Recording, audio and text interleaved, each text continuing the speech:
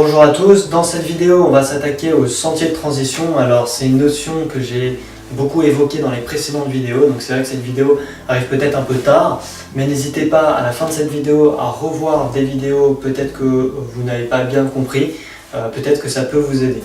En tout cas nous on attaque le sentier de transition, donc c'est une vidéo très importante dans laquelle nous allons décomposer la croissance économique. Donc on avait vu qu'à l'état stationnaire, on avait une croissance de long terme induite par le progrès technique de l'économie et qu'on avait également de la croissance de court terme induite par des phases d'intensification du capital, c'est-à-dire j'avais plus de capital et ça m'augmentait ma productivité. Alors qu'est-ce qu'on a sur ce graphique ? Sur ce graphique, on a en ordonnée Y point, alors rappelez-vous une variable avec un point, il faut le traduire par taux de croissance. Donc en ordonnée, en fait, j'ai le taux de croissance du PIB, le taux de croissance du revenu. En abscisse, j'ai une échelle de temps. Alors pourquoi ça va être important? Parce que nous, on va regarder comment une économie va passer d'un état stationnaire à un autre. Donc il y a une échelle de temps, il y a une certaine durée pour que ça se passe. Et on va regarder au niveau de la croissance, qu'est-ce qui va se passer tout au long de ce changement d'état stationnaire.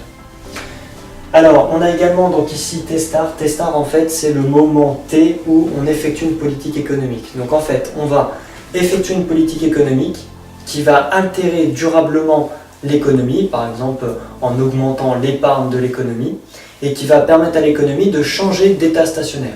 Donc cette politique économique, elle intervient en T-star. Qu'est-ce qu'on avait avant T-star? Avant T-star, on était à notre état stationnaire ici, et on avait dit qu'à l'état stationnaire, on avait une croissance économique, donc une croissance du revenu, qui était égale à lambda, le progrès technique. Donc admettons que lambda c'est 2% de croissance, ça veut dire qu'à long terme mon économie aura toujours 2% de croissance, donc à mon premier état stationnaire, eh bien j'ai toujours 2% de croissance pendant toute cette durée.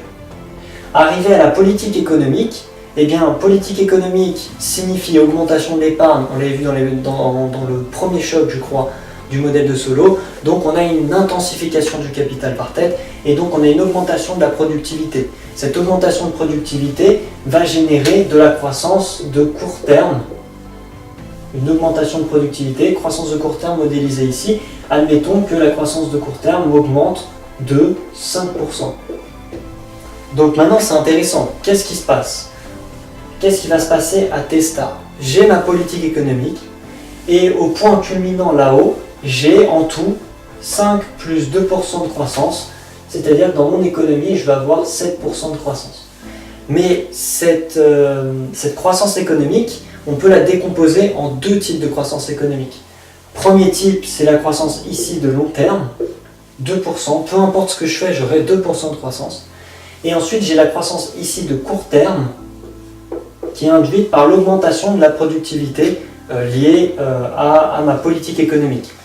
Mais sur l'augmentation de la productivité liée à la phase d'intensification du capital, eh bien, on avait dit que c'était soumis à la loi des rendements marginaux décroissants. Ça voulait dire que ici, j'allais avoir peut-être 5%, comme je l'ai marqué, mais ensuite, quand je descends, je vais avoir 4%, 3%, ensuite je vais avoir 2%,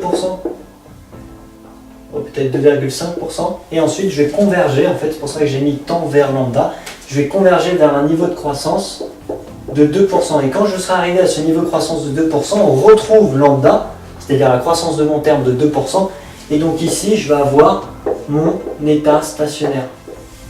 Je serai arrivé à mon nouvel état stationnaire. Donc qu'est-ce qui se passe?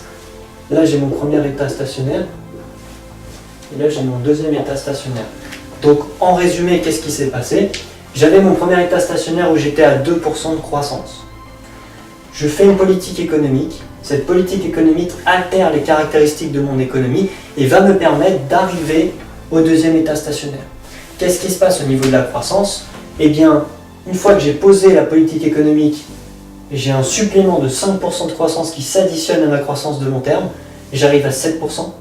Ensuite, ça descend, donc j'ai 4% plus 2, donc je vais arriver en vrai ici à 6%. Ensuite j'ai 3% de croissance de court terme, plus 2, donc j'arrive à 5%. Ensuite j'ai 2,5 plus 2, donc 4,5%, etc. Ça descend. ça descend, ça tend vers lambda 2%, et à 2% ça veut dire que j'ai changé d'état stationnaire, je suis à nouveau à mon deuxième état stationnaire. Alors qu'est-ce qu'on peut en déduire? Quelles sont les déductions qu'on peut faire de cette vidéo? Eh bien tout simplement, les politiques économiques n'altèrent pas à long terme la croissance. On l'a bien vu, dès qu'on émet une politique, ok, à court terme ça augmente la croissance économique, mais à long terme, de toute façon, je suis ramené à mon niveau de croissance de long terme induit par le progrès technique. Donc au niveau de la croissance économique, les politiques économiques n'altèrent pas la croissance.